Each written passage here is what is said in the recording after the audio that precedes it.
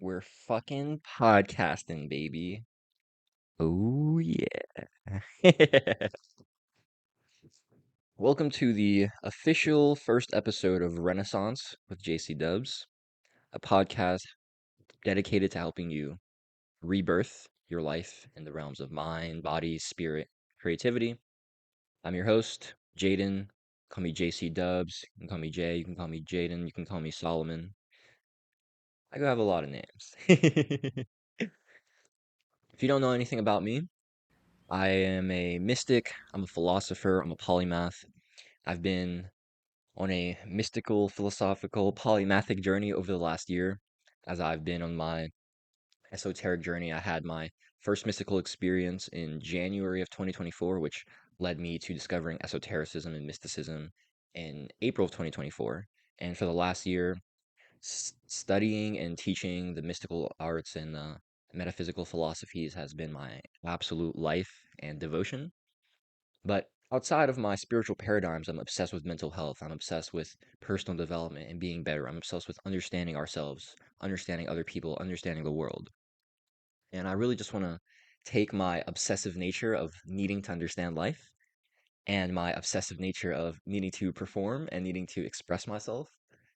And I take those things and I just help as many people as I possibly can. And this podcast, Renaissance, is going to be the main vehicle I do that, at least here on YouTube. I also have a audio podcast on Substack. If you're listening to this on Substack, shout out. But if you're watching on YouTube and you enjoy audio podcasts as well, you can go over to my Substack where I actually drop exclusive audio podcasts. I do paid podcasts, I do, free ones as well. And then I also drop a weekly newsletter over there. So what I'll be reading you, or this podcast will basically be on the episode of my newsletter from this week, which is on the dual creative archetypes, on the builder versus the performer and how we need to nurture both in order to maximize our creativity. It's really about understanding which one you fall more into, right? The builder versus the performer. And we're going to talk more about each of those later, but I'm super excited because although I make like a fuck ton of content, or I have, and I've done like a bunch of long form and I have like podcast channel and stuff like that, like on Substack, and I have like my Renaissance podcast on Apple Podcasts and stuff. I haven't been like, okay, this is my podcast. It's official. I'm doing it every single week on this day and blah, blah, blah. So since today's Friday, I'm just gonna run it up every Friday. Renaissance with JC Dubs is gonna be out. So get hype. Get fucking hype, baby. So this week, we're talking about the dual creative archetypes. The builder versus the performer. Are you more of a builder? Are you more of a performer? Are you both? Right? And understanding this is key as a creative because the builder and the performer, they both kind of inherently hit at two different archetypes, two different faces. The builder likes to build in the dark. The builder is the person who is by themselves and they make things and they build things that usually last for a long time. The performer performs, they express in the light, they show their skills and their abilities off to other people. And that performance is a finite time. These are two different skill sets, two different callings, right? The builder just wants to get things out of itself and put them into reality, right? The builder wants to go from vision to actualization. The performer wants to go from unexpressed, like what's in here, right? Like only I can feel or know what's in here, to expression, to you're feeling what I'm feeling. You know what I know. You're experiencing what I'm experiencing. The builder transfers value, transfers knowledge, transfers skills, transfers reliability, stuff like that into its creation. The performer transfers emotion, experience into uh, into its performances, right? The builder is inherently more masculine creation, and the performer is more feminine creation. And when we, understand that dynamic, right, we understand that the builder, being the more masculine aspect, wants to be in the dark, right? It's like the negative aspect. Although it's actively creating things, it does that in like the dark, the negative aspect. The feminine, um, the former, the performer, it takes these things in, right? And then it emits out of itself, right? And so we have this dynamic of wanting to do the same thing basically. It's just how that represents itself. It's how it manifests. And so the builder and the performer, both very key aspects of our creativity. So let's just get into this newsletter, all right? Let's get this rocking things. So this is Jaden's Curiosity Chronicles, issue 132 from uh what date? What month is six? June. Right. My brain just stopped working. June 17th, 2025. Like I said, guys, if you enjoy reading or audio podcast, link in description to join the Substack. You give me your email, and then I'll send my stuff straight to your email so you can tap in every week. The dual creative archetypes, the builder versus the performer. Our dual creative nature. If you've been following me for a while, then you can tell that I haven't been in much of a writing season recently. For the first month or so, I felt kind of iffy about that fact, since I'd found such a deep love and reverence for writing from November through January. There were moments I'd felt shame about not wanting to write or not wanting to push past the wall and get the work done anyway, which can be a totally valid perspective, right? Discipline's super important, but I don't think it was in those scenarios. Back in January, I'd felt like I was taking on the identity of the writer more than the speaker. And I literally tried swapping my content strategy to be Substack growth focused rather than YouTube growth focused, right? I'll give you this quick timeline. So I started my YouTube journey in May of last year. And basically from May till November, YouTube was like my primary focus. But then in November, or no, December, YouTube was my primary focus. Then in December, I started trying out Substack more, like growing on it. I've been using Substack to host my newsletter. That's what this is on right now. This is on Substack. I've been using Substack since like July, I think, or maybe earlier, to host my newsletter and send that to my people. But I hadn't actually used the Substack as like a writing platform to try to grow and attract an audience on that platform. So in December, I started doing that and I really fell in love with it. And in January, after like a month or so, I was like, yo, I'm not gonna lie, I might fuck around and just make Substack my primary platform. So I did that. But then I realized I was like, yo, I'm not gonna lie. I don't actually really like growing on Substack. As much as I love writing, I don't want to write to like grow my audience. I don't want to have to hop on Substack and engage with the app. The thing about YouTube is that you don't need to engage with other people in order to grow on the platform. You just need to make good content. But on Instagram, actually on Instagram and TikTok, you can kind of get away with it if you just pop off on Reels or on TikTok. But like on Substack, on Twitter, on X, and on Instagram as well to an extent, you have to, it's literally a requirement that you engage. Like you have to leave comments, you have to leave replies, you have to DM people, you have to build connections because social media is digital real estate. And so it's like you can build all of this content, like you're writing good content, but if people don't know about your content, it doesn't fucking matter, right? It's like product versus marketing, right? In business, it doesn't matter how fucking good your product is. If nobody knows about it, it doesn't matter, right? Like with YouTube, it doesn't matter how good your video is. If your packaging, your title and thumbnail doesn't intrigue people, it's not going to get views. You see what I'm saying? And so with writing on Twitter, your product is what you write. That's like your notes or your tweets or your long form, whatever. But then your marketing is you in replies or you in comments, you in DMs. It's you meeting people, people knowing you so that they go to your page and then start seeing your content. You see what I'm saying? I did not want to play that game. I tried playing that game over the last year. I'd had stints where I tried doing Twitter on and off, and then I tried Substack. After that last Substack stint, around like April, I realized I'm like, yeah, fuck this shit. I don't want to engage to grow. I don't. I don't want to do it. So I'm not. Right? I love writing, but I just love writing to nurture my audience. I don't want to write to gain a new audience. I don't want to do none of that shit. That shit is whack. I just don't want to. But you know what I do want to do? Fucking yap, because I love yapping and I'm good at it. So I'm like, okay, here's the play. All I'm gonna do is just do YouTube. I'm gonna like do YouTube in terms of like growing my audience. I'm gonna send everybody to Substack, and anybody that joins my Substack that wants to be there will have my newsletters. They can read those. They'll have my audio podcasts. And then if you want to support me, you upgrade to a paid Substack subscription and you get access to my courses, other exclusive teachings and posts that I'll be dropping in the future. And then you also get access to our Substack community and our group chat.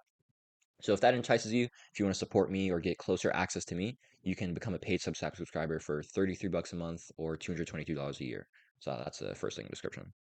But that was basically like where I've been at, right? I realized that I didn't really want to grow on Substack. I wanted to grow back on YouTube, right? And so in January, I felt like I was taking on the identity of the writer more than the speaker. And I tried swapping my content strategy around that.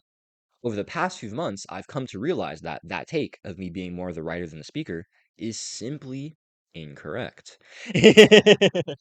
It's just wrong. And that strategy doesn't align with what I desire as a creator. Right? I don't want to write notes and interact on Substack to grow my audience. I just don't give a fuck. I don't want to do it. I want to be so good at yapping, so fucking good at talking, at captivating attention. People have no choice but to binge all my YouTube videos and become engulfed in my world. That's what I desire. I want to grow through speaking, not through writing. Right? And that's awesome. I don't have to judge myself for not wanting to write for my audience attraction because now I understand that they don't serve the same roles in my life. For me, writing and speaking address two different facets of who I am as a creative. There's this there's this thing I seen on IG, I think, or on Substack. Yeah, I seen this on Substack last week. And it was the perfect thing. This wasn't last week. This was fucking 4 days ago when I wrote the post. What am I talking about? It says creative people are forever dancing between the desire to be seen and the desire to hide. And I was just like, holy fuck.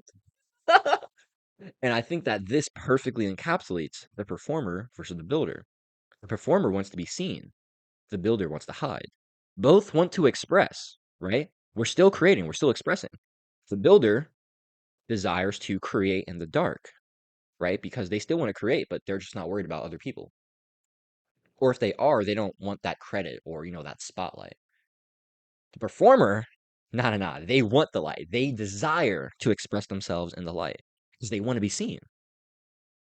And that's two totally different facets of your creativity, right? The builder is inherently more of a uh it's more of a masculine approach, right? Like I was saying earlier. The builder is it's more of a masculine approach where although we're building things for others, right? It's for the light. The function is negative, right? So if we have here, I'll show you this. It's kind of like think of like lightning. Lightning is charged. It's like inherently negative, but it's going outwards so that it can amplify, so that it can bring things to other people. See what I'm saying? That's the masculine. Its function is to amplify, but it does that through the form of building in the dark. Now the feminine's function is uh to like take within itself, right? Like when a performer, it takes in all of its audience, right? It takes in the energy of the people, and then from the energy of the people, it gives even more of itself, right? The feminine basically, um, the feminine takes in, and then from that, the form is to give of itself. It's to express even further. You see what I'm saying? And so we have masculine, which will be kind of like in the dark by itself, but it's to give to other people to serve. The feminine will be in the light. It will be taking in from other people so it can give back. You see what I'm saying? There was a quote I heard that I loved. It was from like a feminine, like spiritual mommy or whatever. And she had said, the feminine doesn't give, she gives back. And I thought that was the perfect thing to say because the masculine gives, the feminine receives, and then the feminine gives back to the masculine so that the masculine receives, right? If you can kind of look at it like this. I actually have this example. So in terms of the feminine, her form is positive to generate, the active principle of generation. The function is negative, so she takes things within herself and then she expresses them back out, right? It's like a negative to take in, to receive, and then it's a positive to give back, right? The masculine is a uh, positive, it's a giving of itself, right? It's an outward giving of itself in order to receive back the things that it desires, right? And so basically, if we understand this dynamic, you can kind of see it like a man inherently he builds things, shows them to the world, and then the world validates him for that. You see what I'm saying? Like when a man displays strength and competence, that's when the world says, "Ah, we like you." Now, for the feminine, Women usually just can be embodied in like their feminine radiance and their beauty, and they just receive things. They just receive things, right? It's pretty interesting. They just attract things. They just attract things. You see? Attract. Attract. That's the feminine quality. It brings towards itself, it attracts, and then it gives back. You see what I'm saying? And so the feminine will receive things, and then from her overflow, that's really where her gifts come. You see what I'm saying? It's this constant dynamic, this interplay. And that's why I'm probably always going to have one of these examples or like these drawings. I'll be swapping back and forth between these drawings because understanding these masculine and feminine dynamics in reality and how they manifest, they just help us understand things more. You know what I mean? I constantly see how the masculine and the feminine dynamics are manifesting in reality, and it helps me understand one overall reality better, but it also helps me understand the facets of them. Like understanding masculine and feminine dynamics in creativity also helps me with masculine and feminine dynamics with dating or attraction. You see what I'm saying? They they cross and they pollinate. Very, very important. Okay, so that's that. We went on a little tangent talking about that because that was important. So back to the letter. They're totally different facets of my creativity, like I said. And with that realization, I understand that although I'm absolutely a builder, right? Definitely got to nurture the masculine component of myself. At my heart of hearts, right? Like I'm a performer. Like the truth of Jaden is being embodied. It's receiving things from other people and then giving of myself even more from them. That's when I'm at my best, right? Like for me, this is actually so obvious as I'm saying this right now. I'm so good at responding. That's why I feel like one of my greatest abilities as a coach is my ability to respond. The thing is, for me, it's kind of hard, not necessarily hard, to just like come up with ideas. I'm very good at coming up with ideas. But for me, it's like, let me give you this example. Back when I was writing on Substack from December and January, I was doing like daily Substack stuff for a while. Lizzie, don't even think about it. Get out of here. My dog just tried to like lay her dirty ass on my pillow. Put my face on that thing, Lizzie. All right, watch out. Okay, so back when fuck, I lost my train of thought.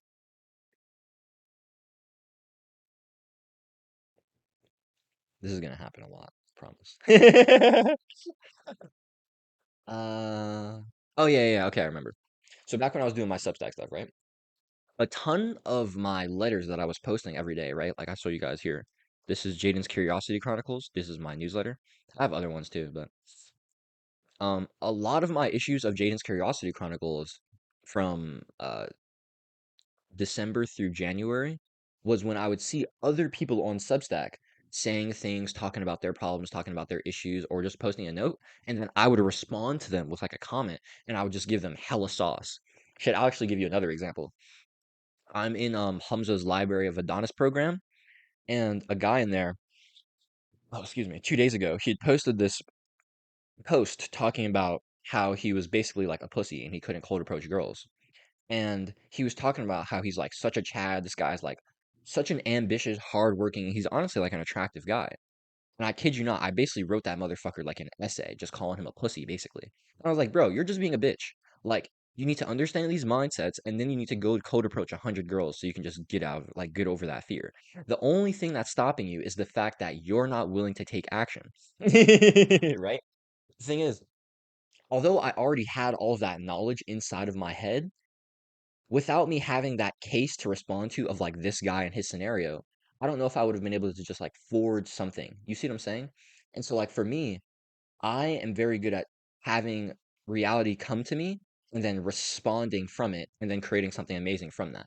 And that's inherently a more feminine thing, right? The masculine is more active and the feminine is more passive. The masculine just inflicts its will. It's very direct. It's like, okay, I'm just gonna do this. The feminine reacts, right? Things come to the feminine and then she gives from that, right? And then so like for me, a lot of the time when I'm interacting with people, whether it's friends or clients or girls in my life, whatever, a lot of the time I get triggered into like teacher mode or like coach mode because people say something and then I'm like, ah, you need to like shift this mindset or you need to be seeing this thing, right? It's always there, but it gets triggered when someone else kind of like has that thing for me to respond to. You see what I'm saying? And I think that's very important to understand because for me, I'm very good at just creating things when I'm responding, right? Especially to other people. And so I leverage that because it allows me to basically like always have things that I can create because there's always people to respond to in my life, right? Like I have like a lot of people in my life now, um, who like tell me about their problems, whether it's clients or students or friends or girls, right?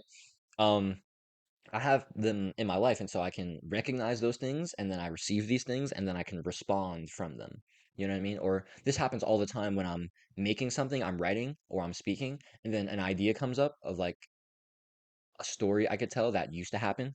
That's like a response to me being in the moment. And then I give you this other information that wasn't originally intended, but it's now happening because there was this point where it came in. I was like, oh, wait, this would actually be really good to tell. Response. And so I'm going to respond. I'm going to give that information. You see what I'm saying?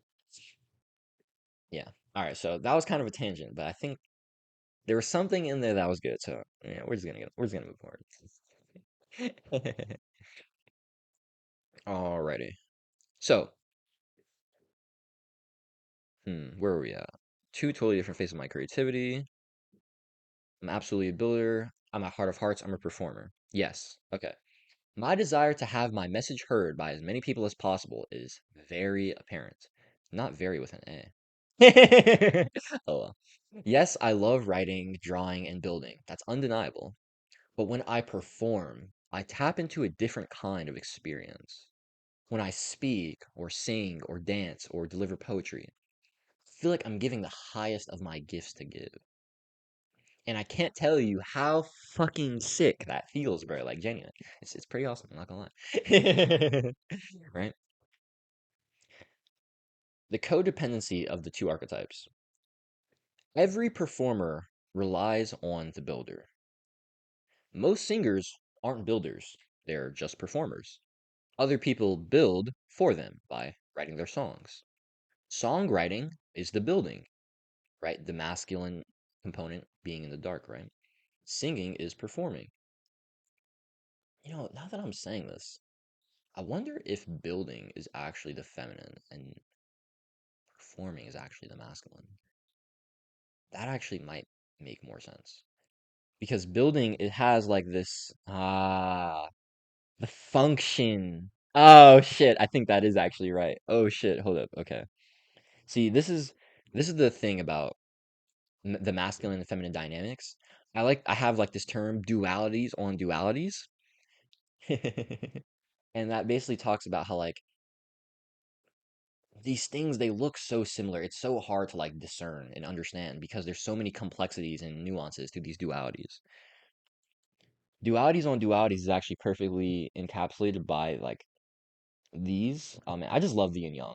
Let me actually break this down for you real quick. This is gonna help you understand this a lot better. So we have here the feminine principle is the source of life, energy, love, existence, and all creation.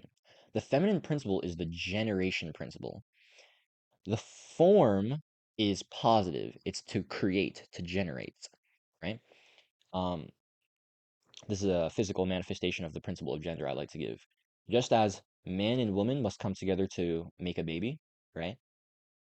The masculine and feminine is required to have anything come together, right? That's the principle of gender. The woman, right? The female, the feminine principle is always available, right? X is the feminine principle. All men and women have the X principle, the X chromosome, right? Or not chromosome. I forgot what this is called. Like X, right? X and X, the X and XY with like biology and shit like that. Everyone has the X, right? That's the feminine principle because the feminine principle is the principle of life. So we all have masculinity and femininity in us, right? The feminine principle is the life energy principle. Shiva, the divine masculine principle, without Shakti, the divine feminine principle, is a corpse. right? That's an ancient tantric teaching that I love. And so it's saying that without Shakti, energy, Shiva, which is structure, is nothing. Right? Okay, awesome. So the feminine principle is the principle of generation. It's the active principle of generation. But that active principle of generation has a passive function, okay? And so I want you to kind of like visualize this with me. So, like I said, the feminine receives, it takes to itself, right? I showed you this earlier. Like a magnet, it attracts, it takes into itself, right? And so you can think of this as like, think of a mother hugging a child. Mother, she'll take you into herself so that she can hold you so closely. It's kind of like absorb you, like you're almost like you're one. Like a hug is when two become one, right? And she does that, right? She kind of like takes you into herself so that she can amplify love, so that she can give love, right? She receives you so that she can give you her love. You see what I'm saying? And so there's this negative function of the receiving, of the attraction, but there's this positive form, this activation, this creation, this generation of love. And so I see this actually as the builder because the builder operates in the dark, which is negative, right? But then from that, they give of themselves to serve in the light, right? But the masculine principle, right? The performer takes things into itself, or no, the performer doesn't take anything into itself. The performer emits of itself, right? The performer gives of itself so that then it can take, right? So that then it can receive, so then it can understand that love. So the masculine will express, right? That's the performer, and then it receives the love, the validation, the external. You see what I'm saying? And so it's like the masculine gives of itself and then receives back for understanding. I mean, receives back like that love, that wisdom, that acceptance, the validation, the status, whatever it is.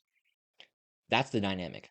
The feminine receives and then gives of itself, right? So you can think of like when you're building, it's because you've taken these things that you already have and then you're creating something new from them, right? It's like this process of gathering materials to form them properly. But when you're performing, the thing's already built. You're just giving it to them. You see what I'm saying? And from that giving of it, people can recognize that thing that you've built. You see what I'm saying? This is where the interplay of the feminine and the masculine come in, right? This is why we can't deny either one and we have to hold both.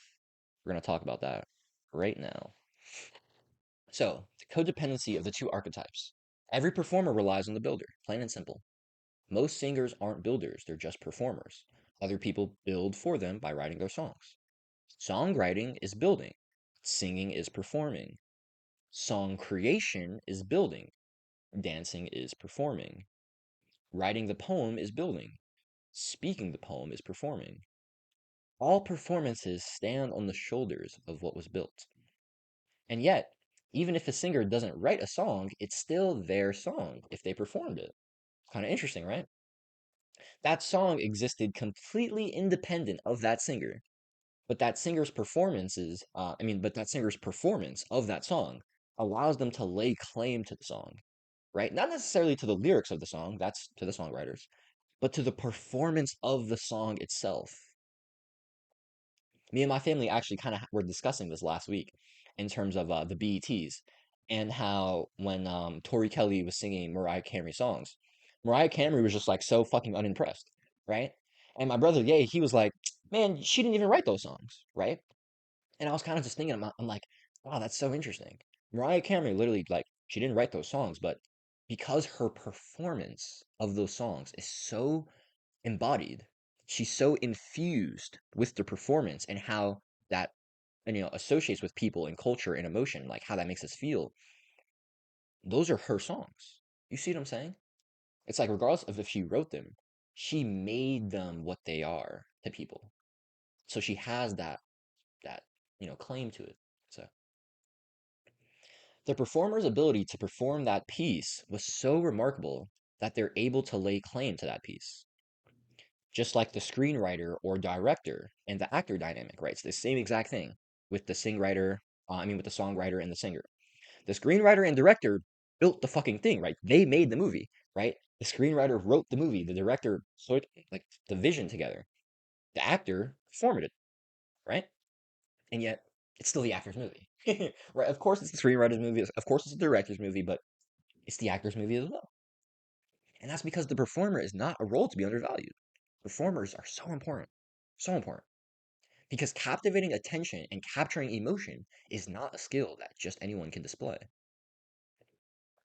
I think that as I'm saying that, I think we're coming to a realization that dualities aren't dualities, right? They're just the builder brings the masculine and the feminine together. The performer brings the masculine and the feminine together, right? It's this harmony of all of them, right? You always need both to create anything. So interesting, man. Dualities on fucking dualities, bro.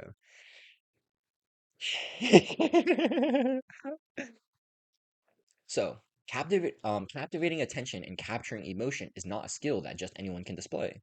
So the ones that do have high status, right? Speakers, actors, celebrities, artists, musicians, even like athletes. These people captivate attention and capture emotion, right? Influencers, stuff like that, right? That's why they have high status. The thing about performances is that since they're in the moment, they're inherently finite. If I build a chair, the chair is good until it breaks, right? Like me and my family have had this chair for like fucking years, bro. This is a good chair. Build it once, it's good for a long time. But I can only perform a short poem for so long, right? 1 to 3 minutes or so. Performances are inherently limited. I can only perform a song or a dance for so long. I can only speak for so long. That's the difference. Builders build things that last forever, or at least last for a long time, right? Builders build the infinite. This is something I built, and I have this forever and ever and ever and ever and ever. But this podcast that I'm making for you right now, this is a performance, and it's finite. Builders build the infinite. Performers perform pieces that are meant to be constrained by time, right? Performances are meant to be finite. Performers perform the finite. Once something is built, it's available forever. Once a performance is done, it's done, gone, unless you're recording it somehow.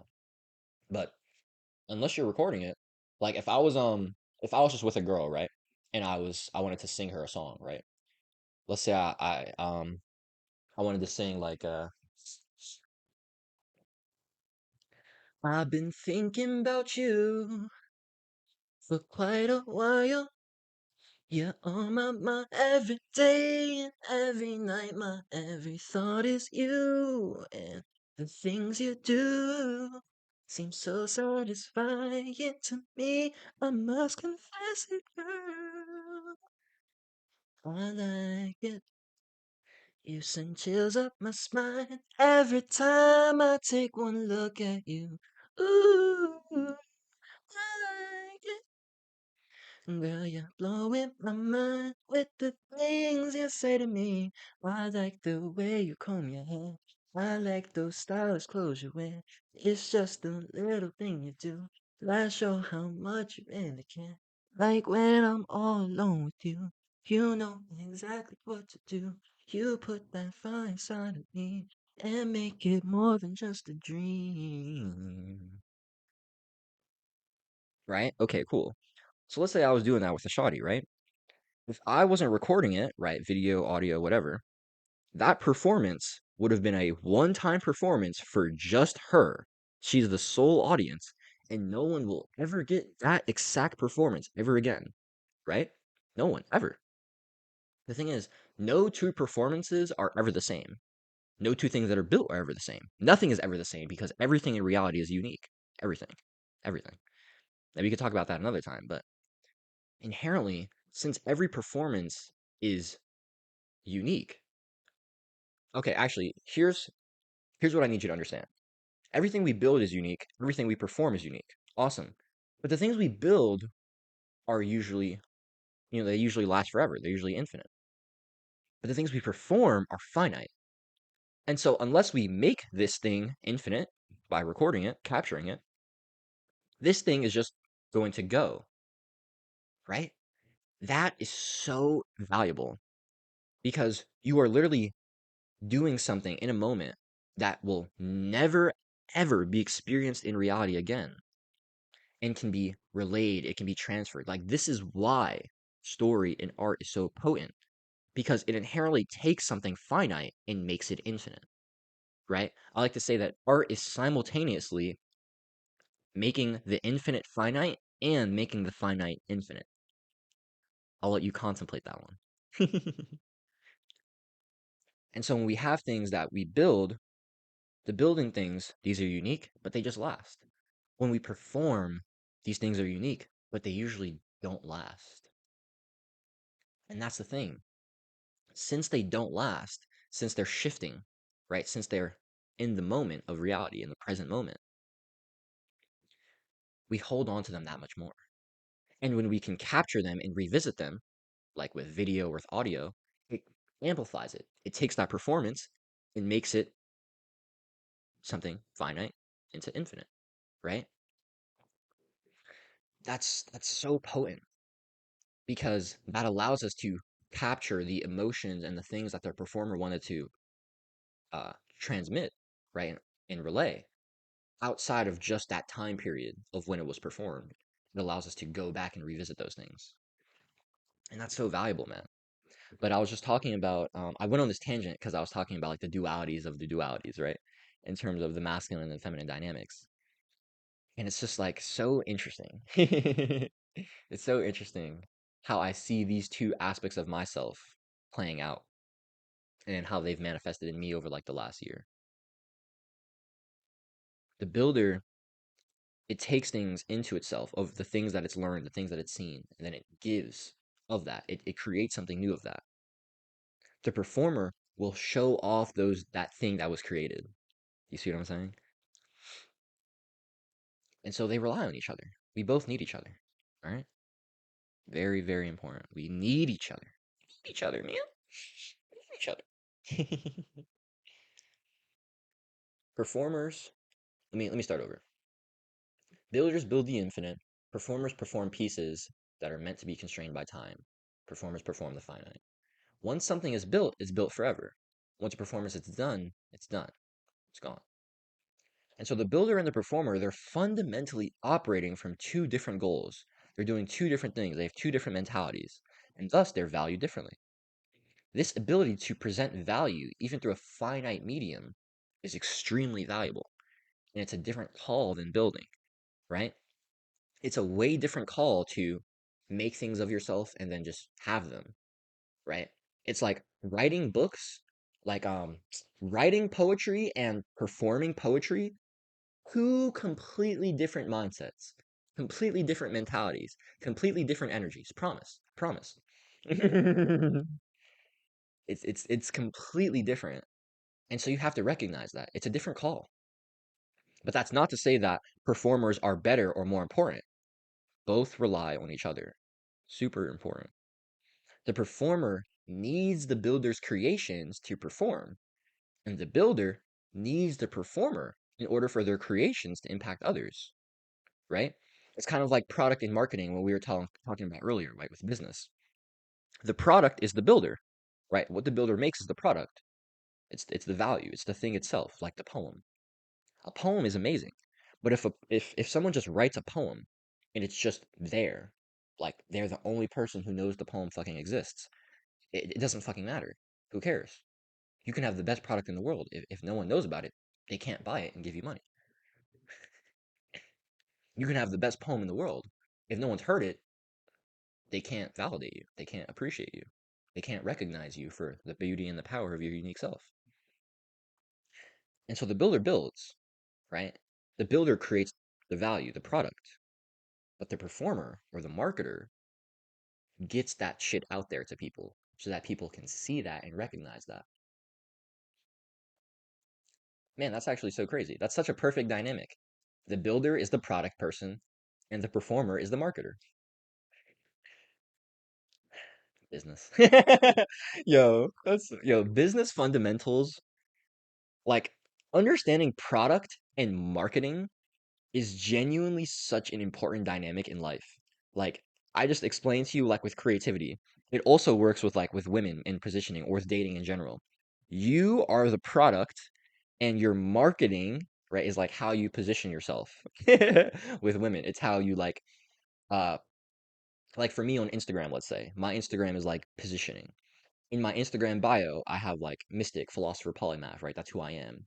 I have that I do a newsletter and a podcast, right? I have like, oh yeah, link in description. When you see my Instagram, you can see my YouTube. That's the first link. But if you click on it, then you can also go to my newsletter and my podcast. When I post stuff about like spirituality and creativity. On my story, I'll post like me dancing or me singing or my poetry and stuff like that. And so I put that out there, and the spiritual, intellectual, creative mommies that I like, they see that and they're like, oh shit, this Jaden guy is so fucking cool and so hot and so smart. I want to like his story. I want to show him I'm into him. You see what I'm saying? Product, knowing what you have, positioning, marketing, showing other people what they have so that they come appreciate you for it. You see what I'm saying? Understanding that is so fucking, it's so good. I love business. Okay, so the builder is the foundation and the performer is the house. Super important analogy, okay?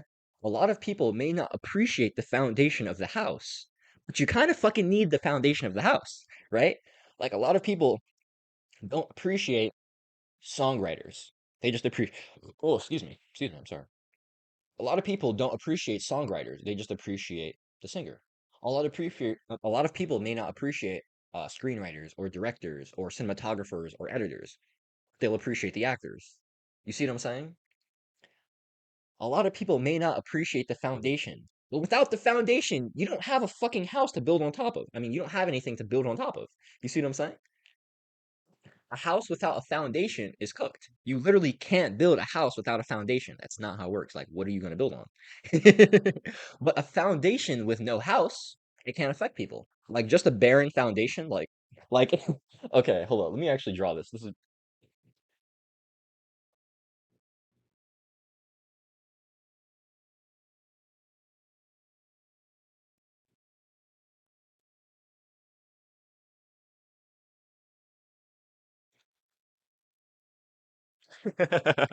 okay. So we have the foundation, right? I mean, this is cool, but it's boring. It's not going to affect anybody. You have a house with no foundation. I don't know. I guess you're like walking around on dirt and shit. I don't know. For me, that would be a wrap. I live on a hill. If we had no foundation, that would probably be bad. But this is a house with a foundation. Oh, actually, you know what? Hold up.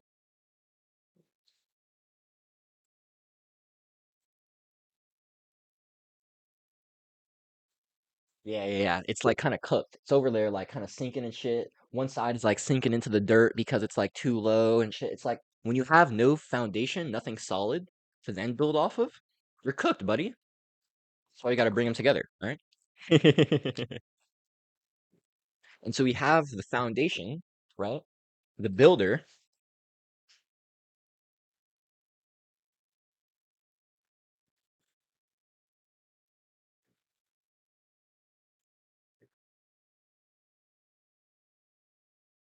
We have the builder, the foundation, the performer, the house, and then we have harmony, which is when they come together. Both are necessary. Okay. So for me, when I got into a massive writing season back from October through no November through January, I was writing so much, bro. Writing so much, bro. That's when I wrote my book, The Digital Alchemist Blueprint. I've since scrapped the Digital Alchemist Blueprint because I didn't really like it. But then I took majority of it, or I took like the most important parts, and I made that into Mental Alchemy 101 by expanding on it. Mental Alchemy 101 is my metaphysical mindset guide on unblocking your unlimited creativity so that you can like okay, wait, hold up. It's my metaphysical mindset guide on reclaiming your mental health so you can unblock your unlimited creativity. There we go. So it's for my creative feeks. Creative feeks. I was gonna say folks, and then I started saying peeps. Metaph- Mental Alchemy 101 is a written audio and video guide available for my Substack's paid subscribers.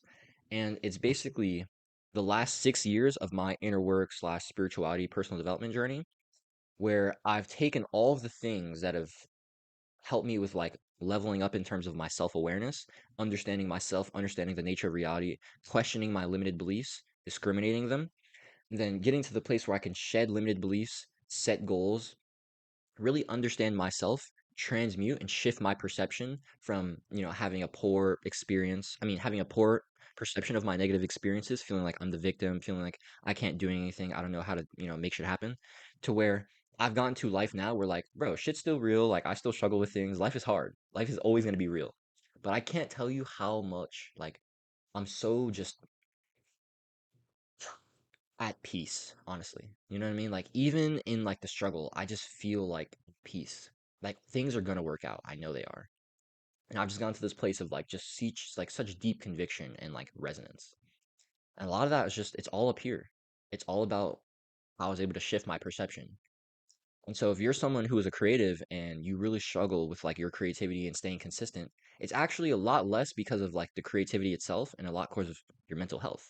You have blocks in your creativity.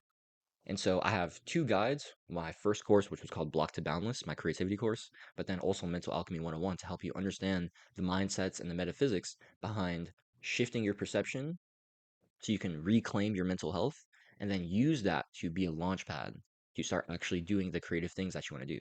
Start drawing, start dancing, start writing music, start making content, start building your business, building your brand, whatever it is. So if you've been finding this video valuable or you find my content valuable, you want to support me and you want to change your life, come sign up to my Substack. Come join for a month, take the course, see how you like it, and then you can dip out if you want. You can stay if you want to keep supporting me, if you want to keep, getting access to the other content I drop. But I can't tell you how much mental alchemy like will help you.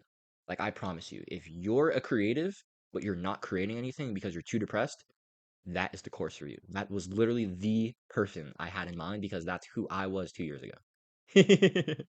All right. Salesman J. Oh, wait. Right. But if you want to get mental alchemy, come join my Substack paid subscription and then you can get access to it. Okay. Basically, I talked about all that because I was talking about my writing season. Right. So back when I was in my writing season from uh, November through January, I was in crazy build mode. Right. It was awesome because it helped me clarify my ideas and store them in a place for later recall, right? Which is the Digital Renaissance Creator Substack page. I'll just show you guys. I have so much shit on my Substack page. This is my page here. This is my metaphysics and mysticism articles. It's like my spirituality stuff. This is my main newsletter series, Jaden's Curiosity Chronicles, where I have over 130 issues. See all those there. These are my courses and guides. So if you become a paid Substack sub, you get access to these. This is Block to Boundless, the creativity course, and then this is Mental Alchemy. This is only video and audio. This is written, and then this is written video and audio. So you have access to that. And then yeah, podcast, all my episodes here. So yeah, free or paid, come join the Substack, guys. New kid. But let's get back to this.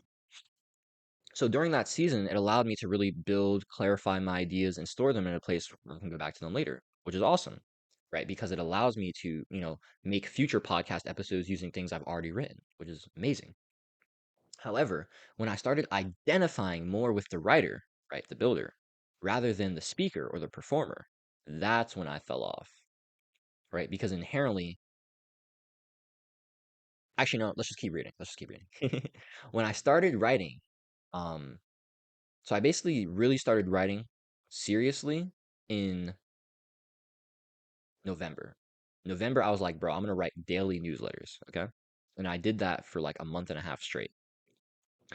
However, when I started identifying more with the writer or builder, I fell off, right? I said that already. When I started writing, my intention was literally to write so I can leverage it for YouTube. I kid you not. That was what I wanted to do. I literally wanted to write so I can, one, write to clarify my ideas. Basically, it's kind of like this idea of most of the times when we're speaking, we're thinking and we're speaking at the same time.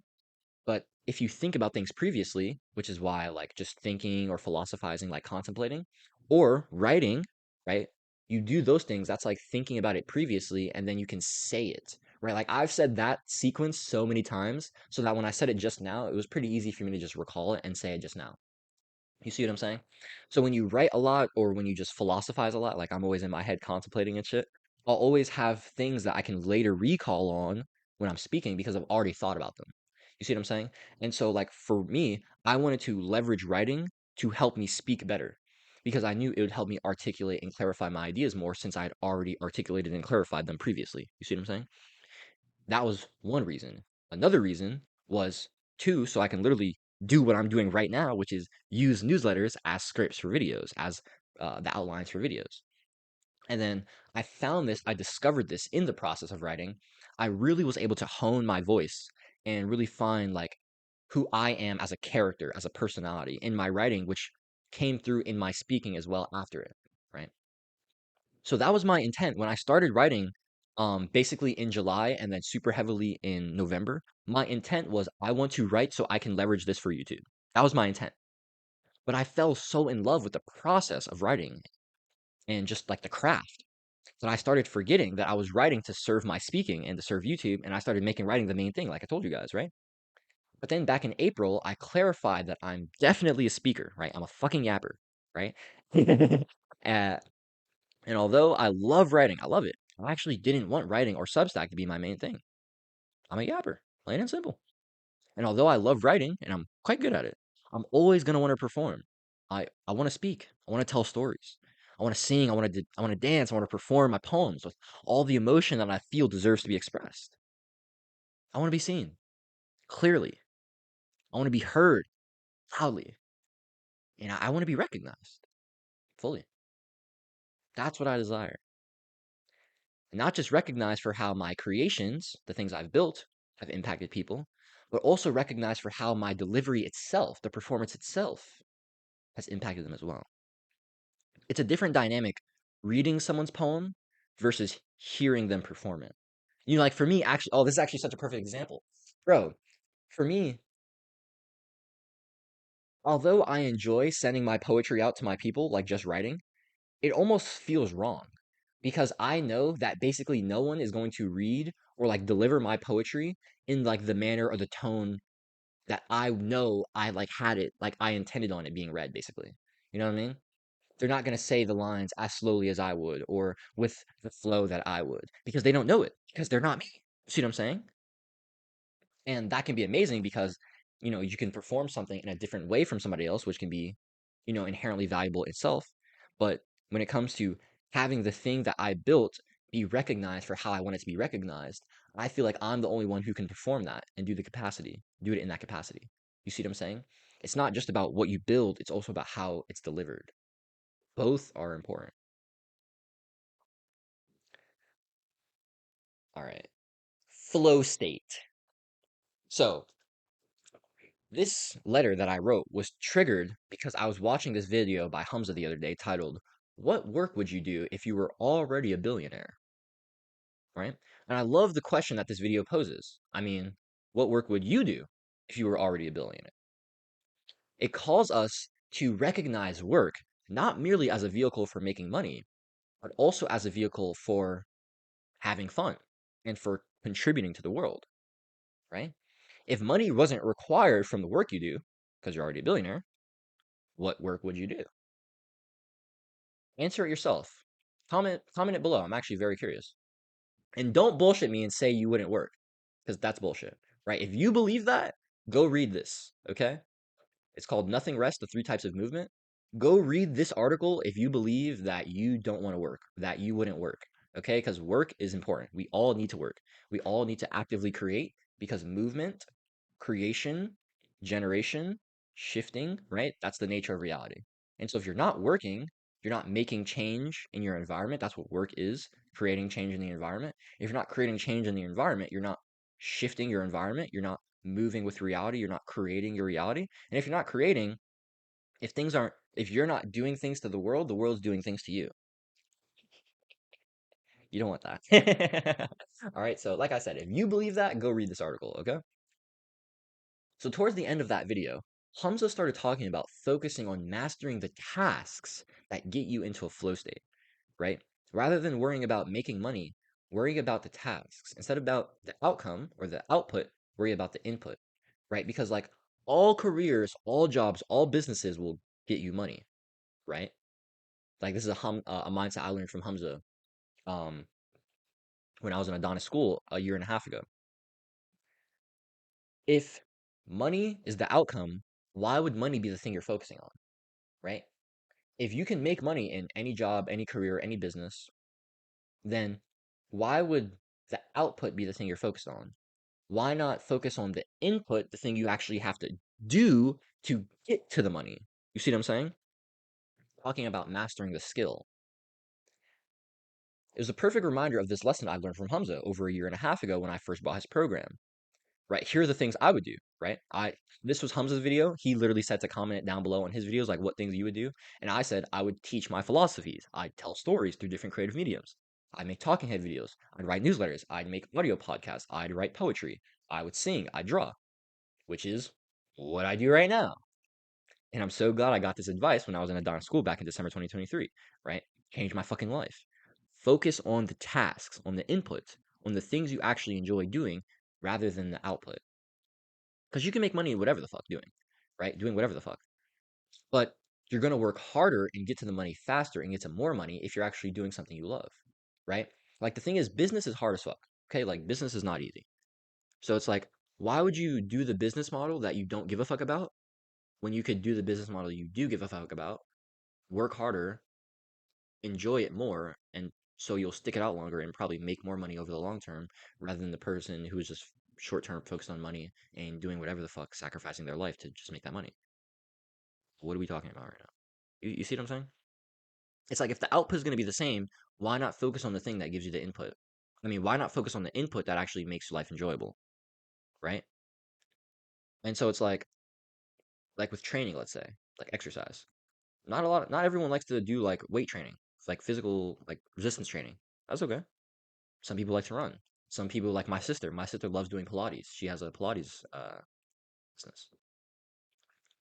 Some people like me are fucking psychos and they just love to spaz out and dance hard as fuck. That's sick. You see what I'm saying? It's like if like let's say like cardio was your goal, right? Let's say you want to get cardio. You could do cardio by hopping on the treadmill. Okay. It's kind of boring. If you just want to walk, I'd say just go outside, right? Go get some fucking sunlight, you bum. Or you could do Pilates. Or you could just dance regularly. Or you could go on a hike. Or you could swim. Or you could bike instead of treadmill. Or you could hop on a Stairmaster. You see what I'm getting at here? If the goal is just cardio, then like why not focus on the input that you want to do rather than just the output, right? If the goal is cardio and you're like, okay, so I'll hop on the treadmill for half an hour. It's boring as fuck though. Like you probably don't want to do that.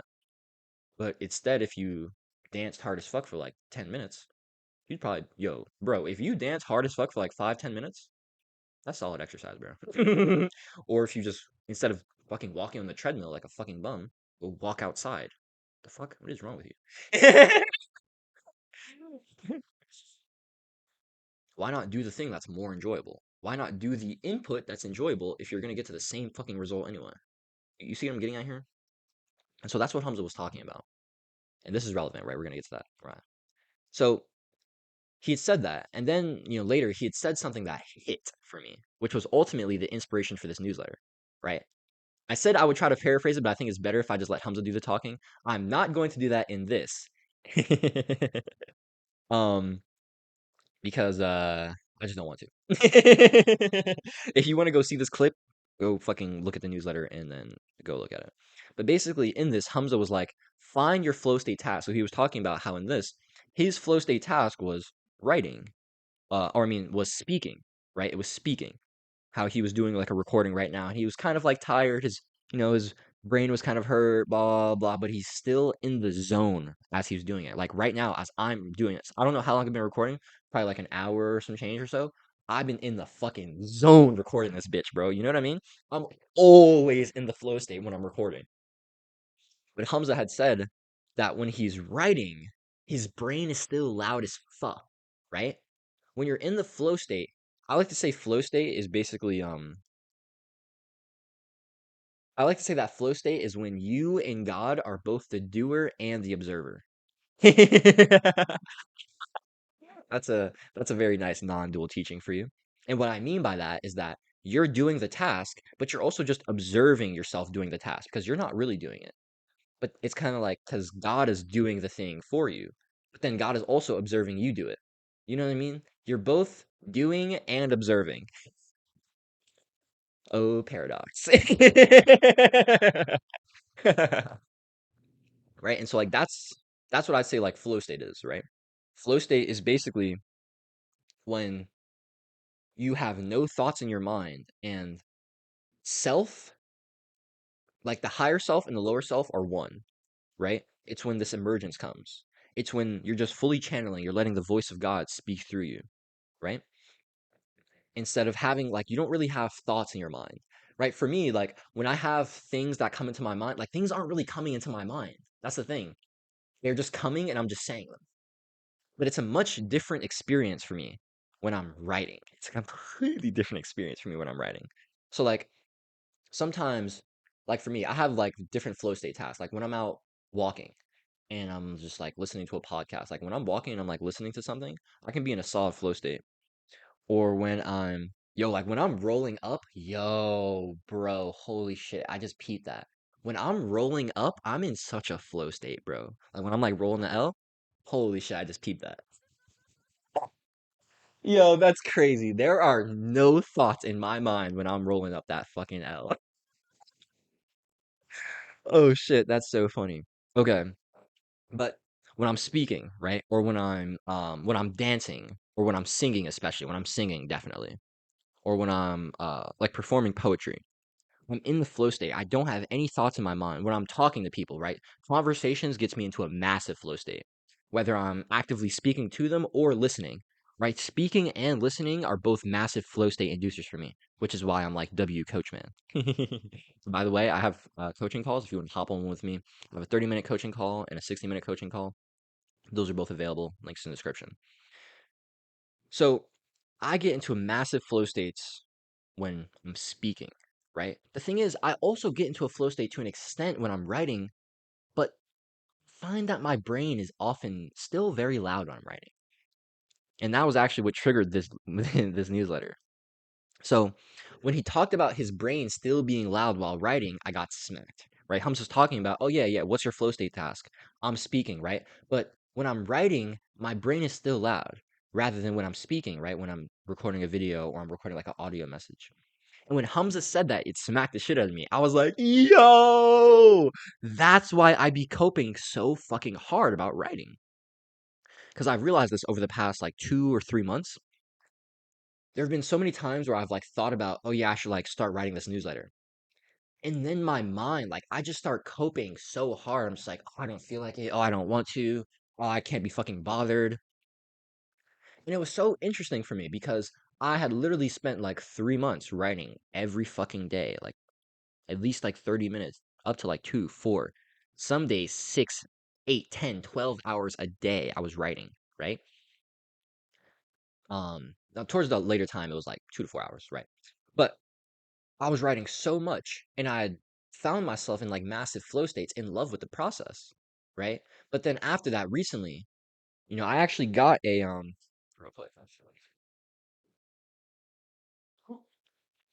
I have this audio recorder. If you're a Substack sub, then you probably have seen me. I mean, you've probably listened to podcasts that I've dropped where I literally just turn this thing on, I yap into this thing, and plug it up to my computer and I upload it to Substack, right? I literally bought this thing and I started uploading audio podcasts way more because I just didn't feel like fucking writing and I just wanted to yap. I just wanted to talk. You know what I mean? I found so much resistance with starting to write about something because it just takes so much more effort, so much more intention, so much more brain power. It's so much less in the flow state rather than speaking. And it's so crazy. I actually clarified this when I was talking to this girl back in I think it was like early or like late April, I think. And I was talking to her because we'd send like voice memos back and forth and shit, and we were both like massive yappers, bro. All the girls I'd be talking to we just be yapping, bro. Like I be sending like we like send voice memos because I hate texting, bro. I hate texting, honestly. Fuck, bro. Oh shit. Like I just like to yap, I swear. For me, although I enjoy writing, writing is much more of a discipline than like a process where it's like, oh yeah, this is really fun. Like for me, writing is like that shit is like really work. It's work. It's work. You know what I mean? Like for me, recording this podcast, like this shit is work, but this is fun. Like I'm enjoying myself right now. And so I realized I'm like, damn, bro, it makes so much sense as to why I be coping so hard about writing because I'm just not in the flow state as much. I'm just not. And that's super important, bro. It's super, super important. Because here's the thing, right? I told you guys, I love writing, right? I'd say I'm in a decent flow state as I typed those words, right? But when I write, I swap back and forth between streams of being in the flow state, where I'm in the flow state, I'm going, right? Things are coming to the mind, I'm just fucking putting them down. I'm just putting them down, spitting. But then I'm flowing, and then I get out of the flow. Right? I'm constantly swapping back and forth between streams of flow, and then having to like actively think and use my brain so I can articulate my ideas in a manner that I like. When I use my brain, when I have to use my brain, fuck, my brain isn't working right now. When I write, I have to use my brain a lot. That's the point. And that's just not the same experience as when I speak.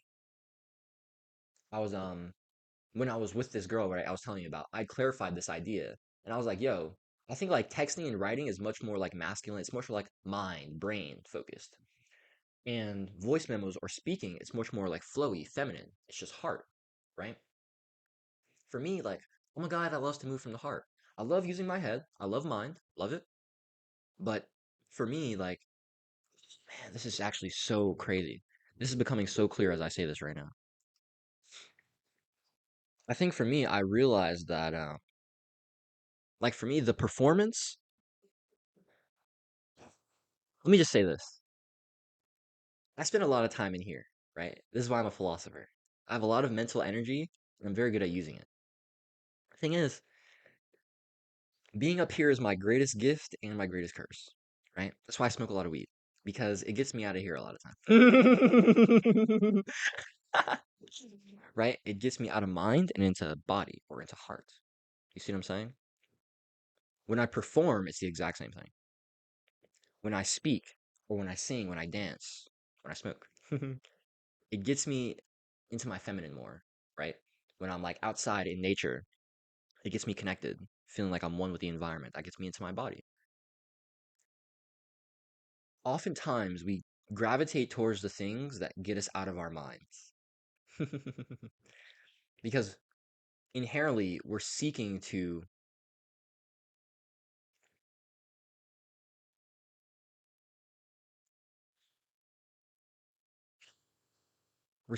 gain some kind of satisfaction or some kind of release, some kind of bliss out of the annoyances of our dualistic experience. Right? Like the mind, the ego, this motherfucker is always blowing your shit, bro. It's always blowing my shit, so I get it. When we're in our head with the bullshit, the negative thoughts, just the bullshit of life, right?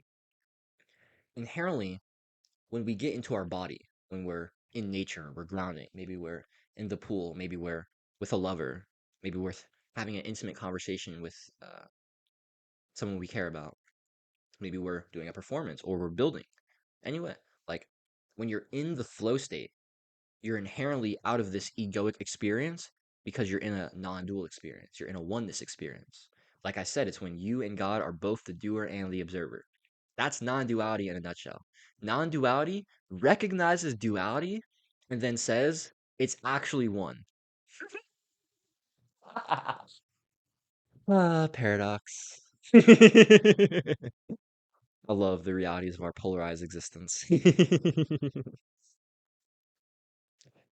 And so we gravitate towards these things that get us out of our heads and into our hearts or into our bodies. Now, a lot of the times that can get out of our head and just like distracting ourselves, right? Escapism. But other times that can be genuine expression or genuine flow state or genuine presence, right? Those experiences are like the peak human experience, right? Flow state is revered as like the peak human experience. Why? Because it's inherently a non-egoic experience.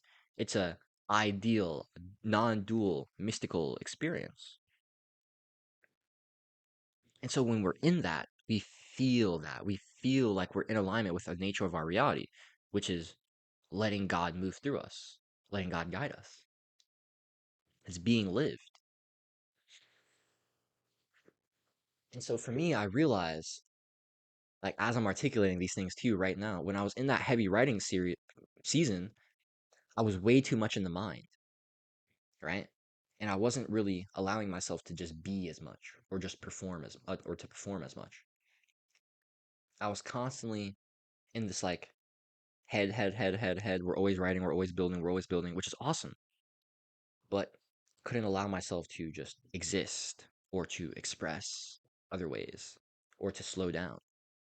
And because of that, I got way too trapped in my head, which then led to me not wanting to be there at all, right? It's that rhythm, the pendulum swing manifests in everything. Rhythm always compensates, baby. And so, like, for me, I'm realizing how much it's required for me to perform constantly. Like, I need to do like podcasts like this. I need to sing and dance and write poetry and perform it, right? I need to do these things because I have to perform.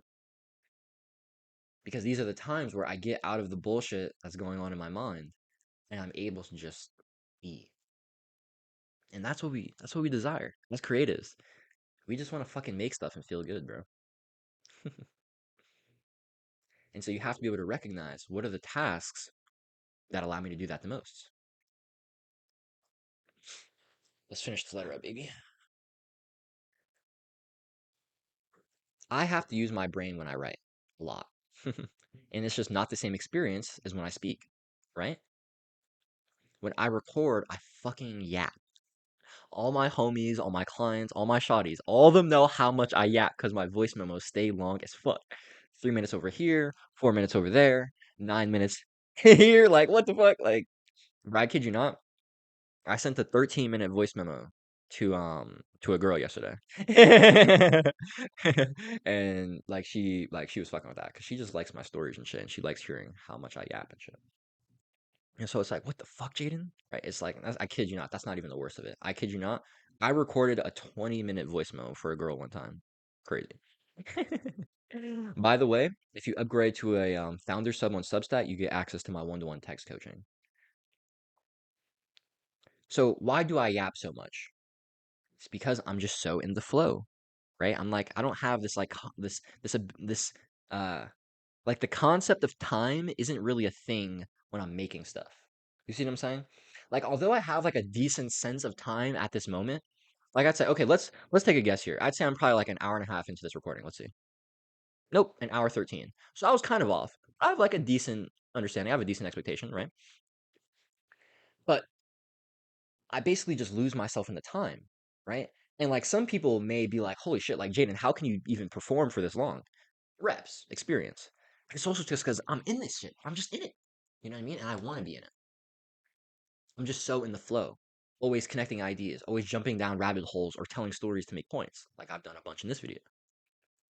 This is how I deliver my message. And it always feels so fun and effortless. Oh, excuse me. Oh man, gross. Yo, before we continue, I kind of want to take some like deep breaths. Let's take 3 deep breaths together. All right. Ugh. All right. I'm gonna start. I like to raise my hands above my head. This basically like opens up your chest the most. So we'll do the first one like this in this position, second one like this, and then third one like this. Okay. So breathe in, inhale, exhale, inhale,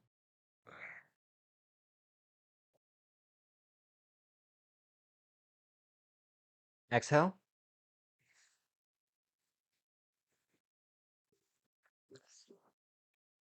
Huh. All right. Let's go as deep as you can. Oh, excuse me. As deep as you can in this last one. All right. Inhale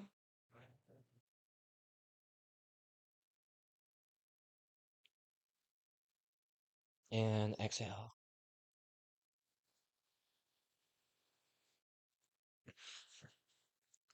All right, feeling good, feeling good.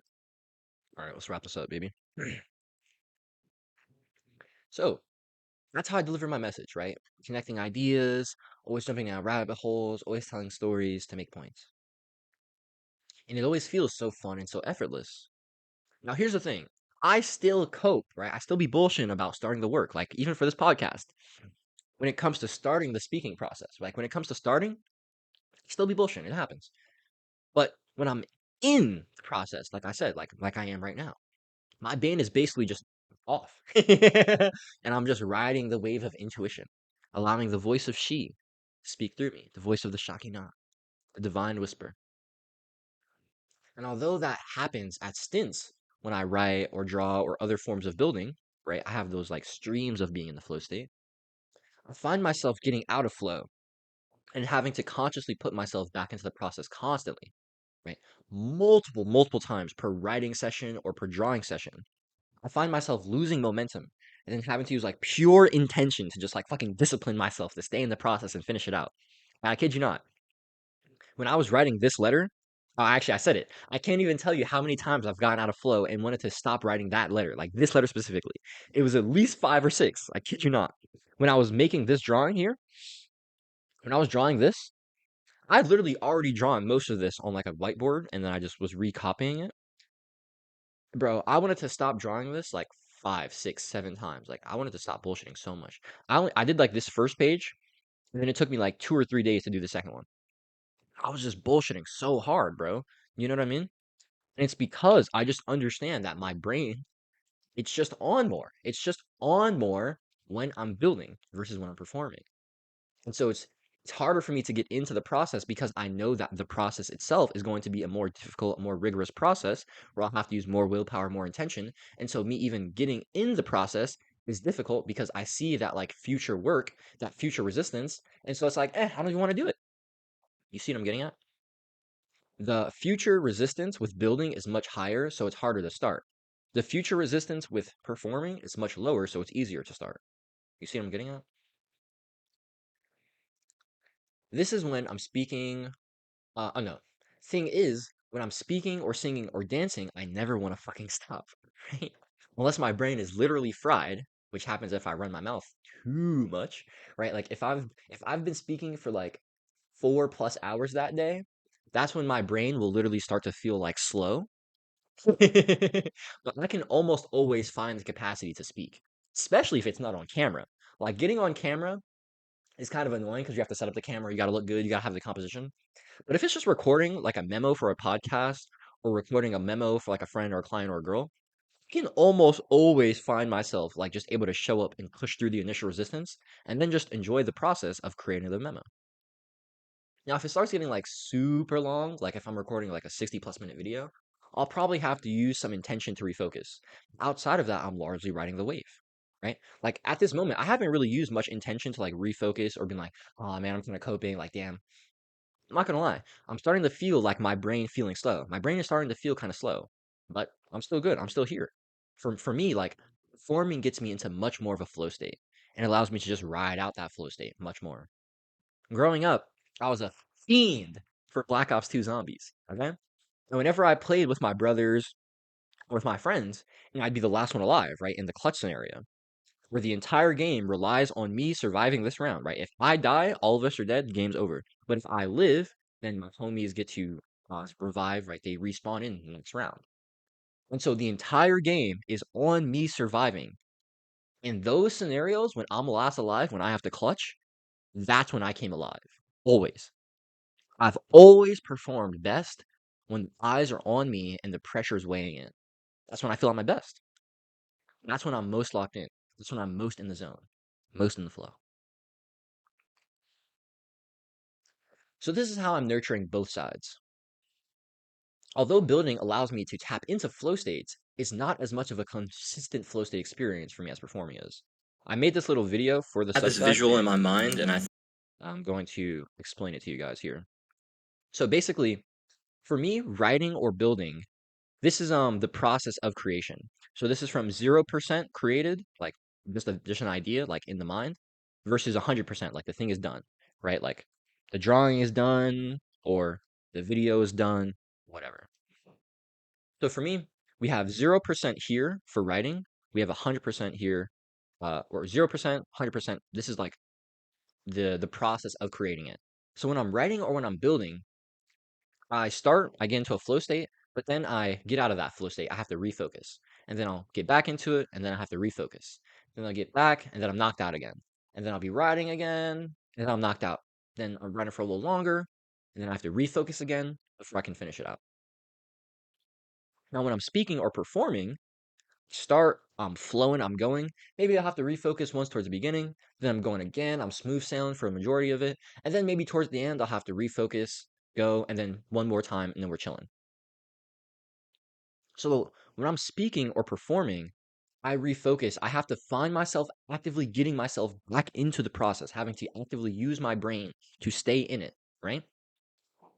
When I'm speaking or performing, it's genuinely like 40%. Like it's like half to like a third as much of like getting like refocusing myself compared to writing or building.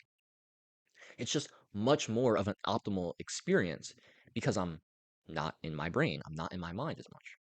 But when I'm writing or building, articulating myself, I'm like, I have the flow coming through, but then I find myself hitting a wall. I'm like, damn, I don't know what the fuck to actually say here. Like, how do I articulate this properly? Or when I'm drawing, I'm like, I don't know what to fucking actually draw here, or what words do I put here to actually put? You see what I'm saying? There are these points where I'll hit these walls, and then when I hit these walls, I have to find myself in my brain so that I can refocus, and then I can get back into it. And then I flow, and then I'm knocked back out.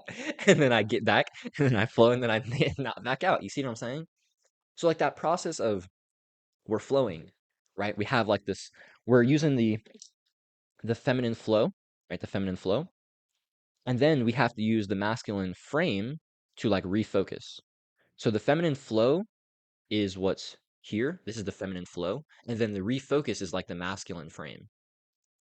And so I always constantly have to find myself using the feminine flow. Like we get in with the flow, but then we just have to use more of our masculine intention, more of our like conscious awareness in order to refocus back into the thing, or in order to break through a constraint, in order to break through a problem, right? If in terms of articulating or an idea, or in terms of having the correct visual. You see what I'm saying?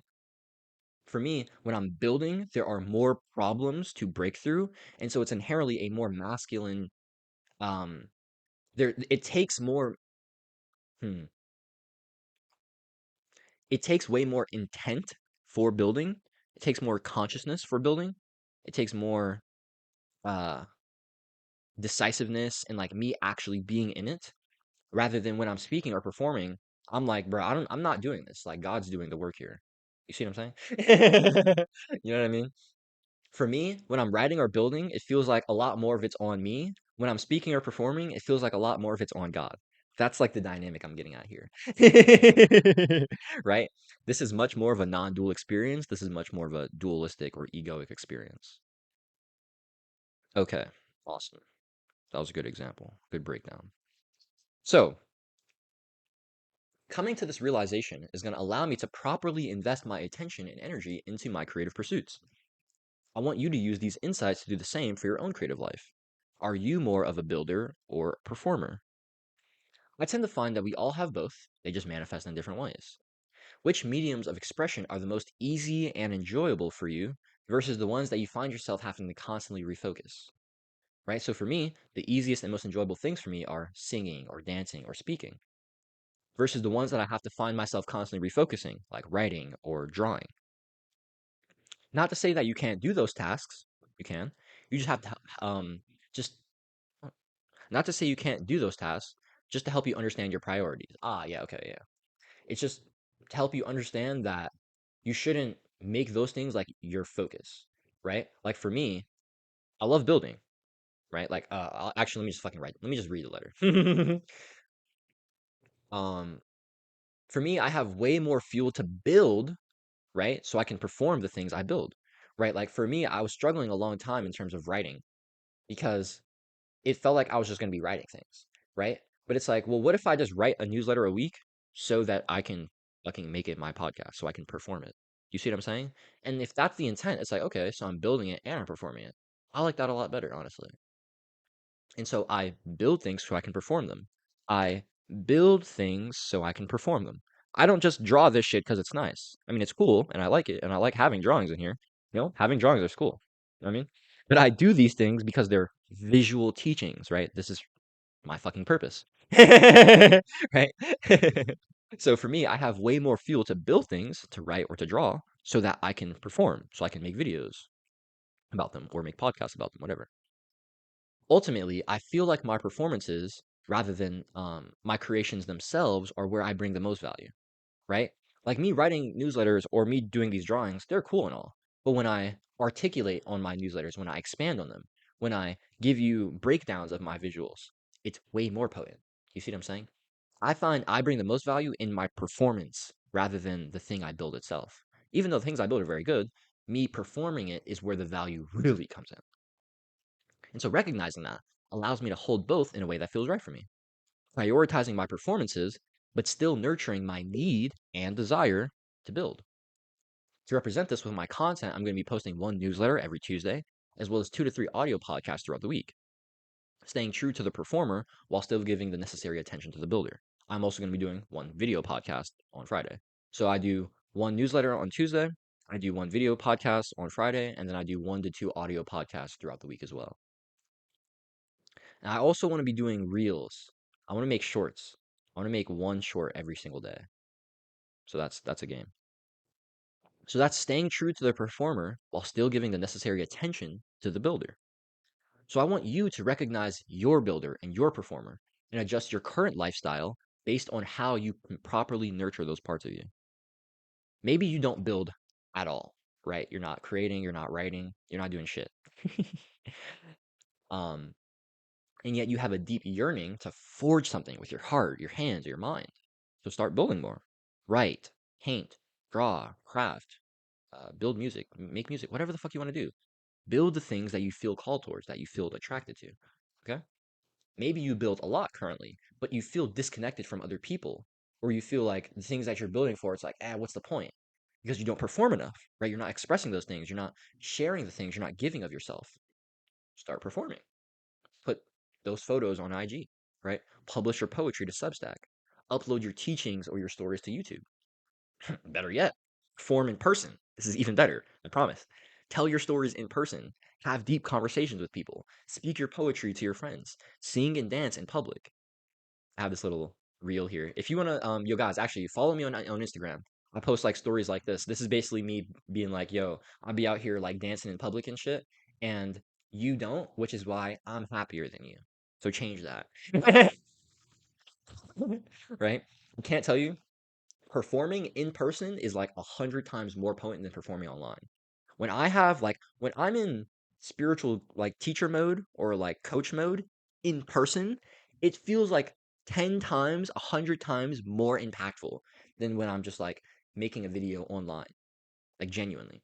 When I'm making a video like this, I'm in like coach mode or teacher mode, right? And that's awesome. But it's like for a bunch of people, right? This is like one to many. But when I'm like interacting with somebody in person, like I'm like teaching them something, that's a one to one. It's in person, right? Even if it's like on a voice memo or on a call, it's one to one. I'm performing for them specifically, and they can recognize that. You see what I'm saying? That shit is so potent. Or when you like I've read my poetry to like some of my friends or my coworkers, and they'd be like, "Oh my god, Jaden, this is so fucking awesome. It's fucking sick, right? Like that makes me feel fucking awesome because my poetry is awesome." By the way, if you want to check it, who, who, I got my poetry here. Come check it. You heard? Check it. But perform in person. But if you're too scared to perform in person or you don't have people to perform in person for, perform online. Fuck. Express yourself. All right? It's always going to be the play. Trust, bro. So that's the end. Oh, yeah, I forgot about this. At the end of all my letters, I like to have like Easter eggs. And I have like some songs of like some covers here. I sung DeBarge earlier. I like it. That one wasn't really good when I sung. I haven't been practicing over the past couple days. But I have these snippets here. If you want to listen to me singing, tap into these, all right? Come to this post and then tap into these. Alrighty. So that's the letter on the dual creative archetypes, the builder versus the performer. I'm trying to think of if I have anything else before we wrap this bitch up. I don't think so, honestly. That was very solid. Yeah, man, the builder versus the performer is so important to understand. So yeah, that's all I got, honestly, guys. I'll recap these questions real quick in terms of kind of like a little call to action. Let me just see real quick. Which mediums of expression are the most easy and enjoyable for you versus the ones that you find yourself having to constantly refocus? Now, if you don't understand those dynamics yet, if you don't even know, like, oh yeah, I'm more of in a flow state when I'm like making music or when I'm drawing versus when I'm speaking. If you don't know those dynamics yet, if you don't know like how much in a flow state or how in your mind you are when you do certain things, it's because you don't have any fucking data. So go do some stuff. The fuck? Right? Yeah, we're hype. All right, guys, we're gonna call that. That was Renaissance episode 1. More to hum every Friday. Yeah, do it today. Be better for it tomorrow. Stay devoted. Stay inspired, baby. I gotta get this for like. Wait, actually, wait, hold on. Put this on a tripod real quick.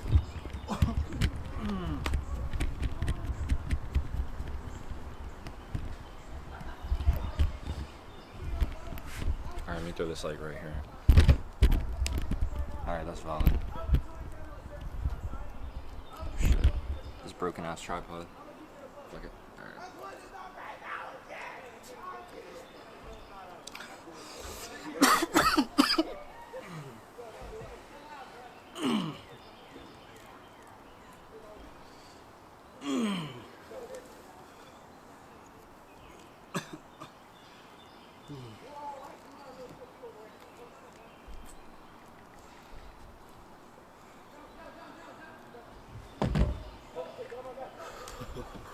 Oh shit. Nah, that one was crazy. That shit was crazy, bro.